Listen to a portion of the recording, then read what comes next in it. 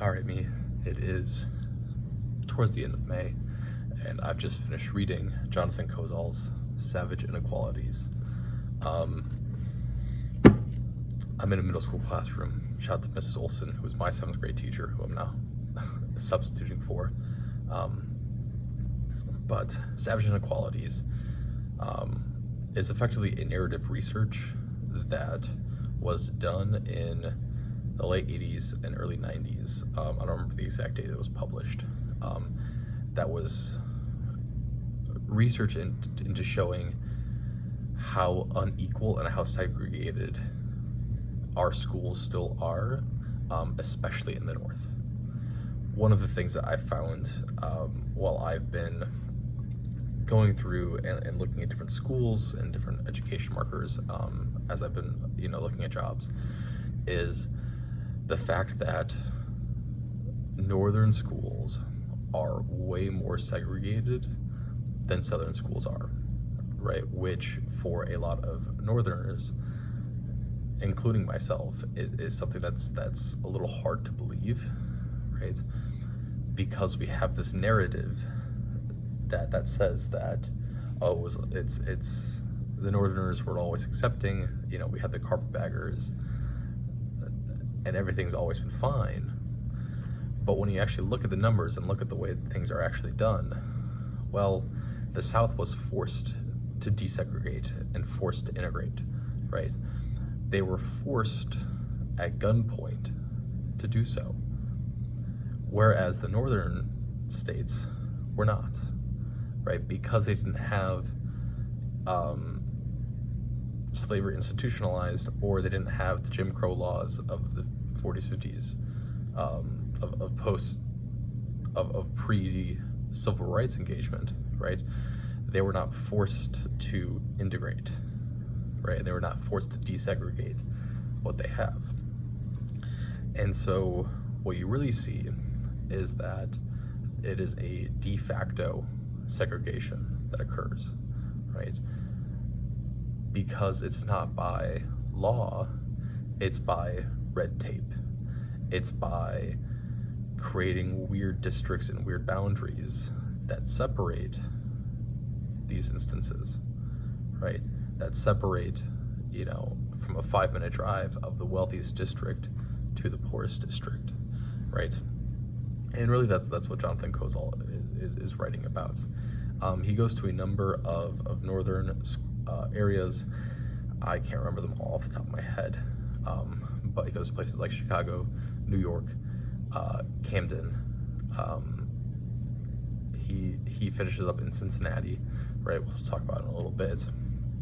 But it all goes to show that there's this consistent issue that's going on in these urbanized areas, in which there is such a stark difference in the way that we fund and the way that we provide equality to different populations, right? And one of the things that it comes down to is this funding, right? Because one of the things that ends up happening, right, is that American public education is inherently funded by property taxes, right? That is the way that we provide the majority of our education and money for education. Well, the problem with that is, how do we get property taxes? How do we evaluate the monetary value of property, right? Which inherently is a very racist and very economically difficult thing, right? Because you have these instances, right? East St. Louis is one of the places they talk about. East St. Louis is this place where the land is incredibly valuable, right? Because especially on the bank, it is, it has a clear view of the arch. It's right on the waterway. It looks and supposed to be beautiful, but it's evaluated at such a lower proposition than it's actually worth, right? And it's all about, and much of the rhetoric around East St. Louis is not to do with the people of East St. Louis. It's what to do with that property that they're on, right? The same goes for, it isn't mentioned here, but Gary, right? Gary should be this very, very valuable piece of American property, right? But it's not valued because everything that was of value pulled out because they found it cheaper in other areas to deal with, right? And so this place that should be this American Mecca is now worth nothing, right? You know, so what ends up happening, right, is we have these separated district lines of where the value of property is inherently based on property value, or so the schooling education is inherently based on property value, right? And so, right, what ends up happening is your wealthy areas, because they have the social affluence and the influence to create their own lines, while they just separate themselves in their own little line and then say, well, all of our property taxes are going to pay for this, right? For our kids to go for here, right? Whereas, and then everyone else is then forced to deal with the rest, right? And we see that it's a thing that consistently happens all over the place, right? Of redlining and keeping, you know, people who are of color or people who are poor out of certain areas, because that them being present in an area inherently, because of the way that we structure and we look at property value, inherently devalues property, right? And that's just because of the way that America is, right? And so students and children who are usually predominantly Hispanic and African American, right, are forced to go to below adequate schools because other areas refuse to provide any sort of support, right? One of the questions that Jonathan Kozol really proposes is would people still want this if they really had to be on an equal footing, right? Because one of the things that gets brought up is that when we're looking at these state tests and these national tests, and we say, oh, you know, this area is you know, 80th percentile, whereas this area is 20th percentile and whatnot, right? It's because there has to be an average somewhere, right?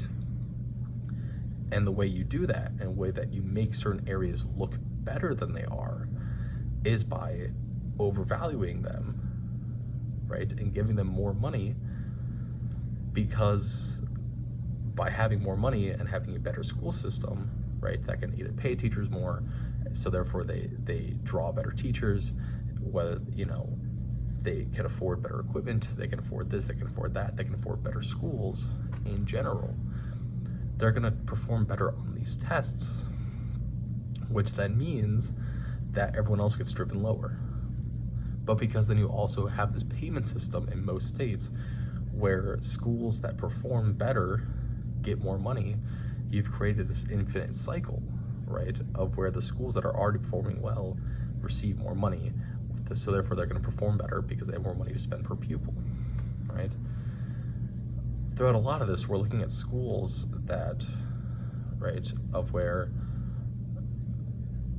your yearly spending difference between these two schools is usually 2 to 3 times, right? Of where you're looking at was an urban school that's predominantly Black and Hispanic may only be able to spend $2,000 per student, whereas the white suburb that is 10 minutes away can spend $6,000 per student, right?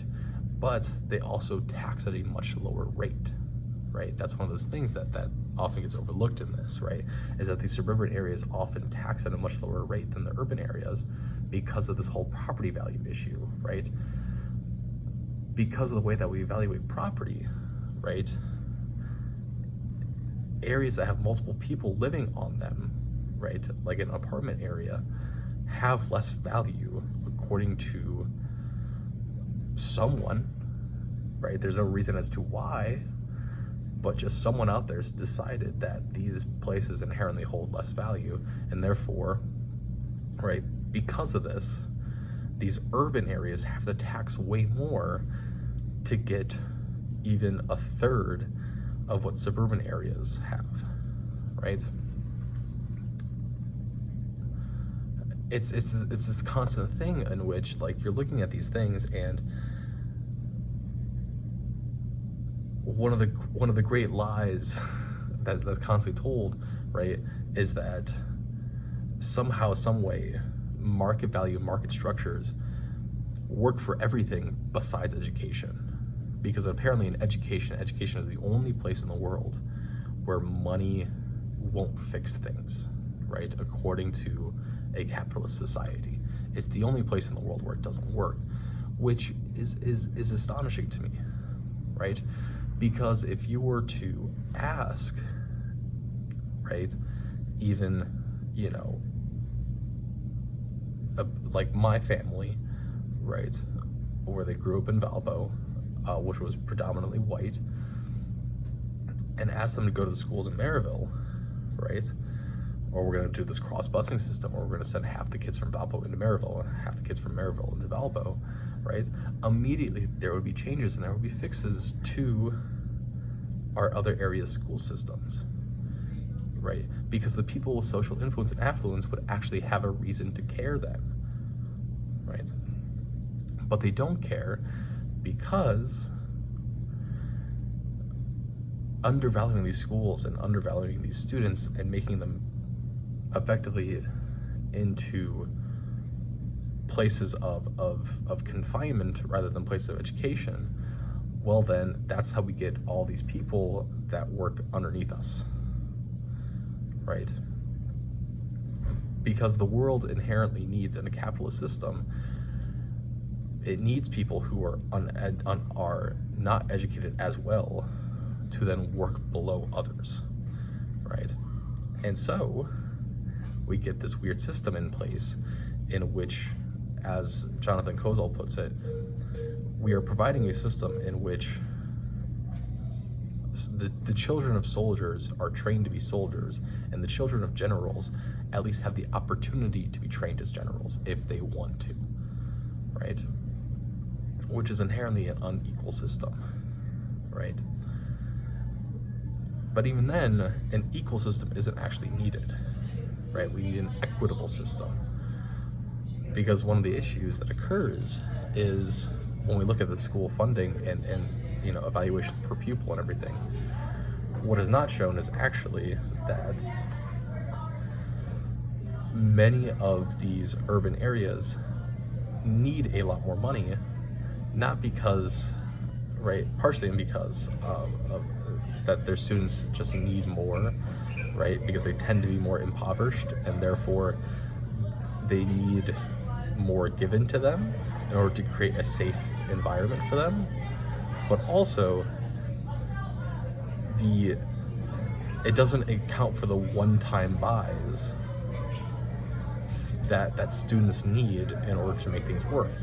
Things like a school building, right?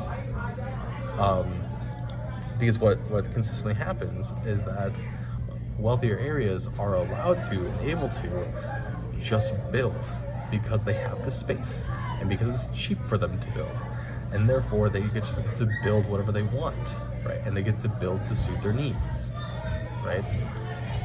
And they can get the money to do so. Anyways, as I was saying, right, is that suburban areas have the ability to build, right? Because they have space that is available to them for a lower cost, right? Because it's usually undeveloped land that they can then build to suit their needs, right? In the school that I was at, Valpo, right, it was criticized that they decided to go with, when they wanted to redo the high school, that they decided to, instead of building a new school, they decided to renovate the old one, right? It was a decision that was not very well liked at the time, but they have this ability to do so, right? They had that option versus a lot of urban schools, right, in which either have to repurpose a building, right, or they would have to spend an exorbitant amount of money to tear down existing structures and then rebuild them to suit their needs, right? Which is something that they simply just don't have access to in the same way, right? It also has to deal with the fact that, like, because we continue to undervalue and underfund schools, especially in urban areas, what ends up happening is this overcrowding situation, right? It's not because there's an overpopulation of people, it's because they don't have the ability and access to have other schools and build bigger schools than what they need, right? You know, I've going to Valpo High School, right? When I was attending there, right, we were going with, and we had like 20 extra just empty classrooms, right? And those are now starting to be filled by other teachers, right? But it's in order to keep the class averages low, right? To try to keep it in that 17-person to 20-person range per class period, right? Versus urban areas in which, because they're forced to renovate existing structures to fit their needs, right? Oftentimes they don't get to expand in that sort of way, right? And so then we have the whole issue of we're having classes in closets and we're having classes in bathrooms and things like that, right? And what it's showing is that we just inherently don't value these students, right? These are people that we've already determined, because of where they were born and because of the societal class that they're in, that they are not worth our time and worth our money, right? That is something that we've inherently decided by deciding to not value their education, right? And it's a frustrating thing, right? And it's an upsetting thing, right? And it's not even one that I have to deal with, right? Yeah. And then what we also see in, I should say, as I'm talking about this, right, it's also one of those things in which, right, there's this whole thing which we talk about with young kids, right, are you born with it, or is it part of your environment, right? Is it genetic or environment, right? And what we see consistently throughout is so much of our life is surrounded by the environment that we're placed in, right? And so there are certain things that are genetic, but certainly so much of it is the environment that we are placed in, and that affects us in how we think, how we act, how we think about ourselves, right? But then suddenly that goes away as soon as education enters the mix, and it all of a sudden becomes all genetic, and it becomes, right, we don't care about the environment that they're in. They're lucky that they have a building in the first goddamn place, right? You should be thankful that they're being given basic skills, right? Which is not how we should be looking at education, right? But it's the way that we look at education when we think of it as a business, right? If we think of education as a business and we say that the likelihood of these kids, of any of these kids succeeding is, 1 out of 10. One kid, in a 30-person class, 3 of these kids are gonna succeed, then we're gonna value them that way and we're gonna pay them that way, right? Whereas if we go to a suburban school and we say, okay, 80% of these kids and 90% of these kids are going to have the opportunity to go to college, right? We're going to value them in that way. And we're going to say, okay, we're going to give them more money because they have a higher chance of succeeding. But it's such a circular logic, right? because we already know, if we're thinking that way, we're already thinking in a very conservative mindset. If we then think about the free market and how that works, well, if we give people more money, they're going to do better, right? And it becomes a circular mindset, but that doesn't seem to register, right? And any attempts to fix these things, right, they're never going to be immediate, but they get treated as immediate, right? And so we're given these school districts that are struggling, but then also have no consistent leadership and no consistent viewpoint on things, right? They get changed out every 2 to 3 years, which then also doesn't make any sense because then it can't be fixed, right? But yeah. I guess the other thing to note would be the trip to Cincinnati that Kozol makes, right, at the very end of this, in which he goes and visits Cincinnati, and he goes to a white Appalachia school. Poor whites, right, who are living in very much the same squalor as a lot of these other places that he's seen, right, of where it is a rundown building, and which does not invite students in, right? The students are being given a lower rate education because that's also part of it, right? If you do not have the money and the funds to pay teachers, right, you are inherently going to attract lower grade teachers, because your higher grade teachers and your higher value teachers are inherently going to be worth more, right? And so if it's a $10,000 difference to go a 10-minute drive, right, a lot of your teachers are going to go get that $10,000 for a 10-minute longer drive, but then also, right, that's the school that's already doing well, right? And so I think it was with Camden that one of the principals was like, yeah, I'm dealing with, my 10th options here, right? These teachers, many of them are my 10th options because I've lost the majority of them to wealthier districts, right? But, right, so he's in Cincinnati, he's going to the school, and he sees that a lot of them, that the school's in the same situation that a lot of these other urban areas that are predominantly Black and predominantly Hispanic are dealing with. And then he asks about the fact that Cincinnati was going to introduce a busing program in which they were going to try to desegregate some of the schools. And what he finds out is the schools that are going to be desegregated are going to be this very poor white Appalachia school and this very poor Black school. And these are the two schools that are going to desegregate.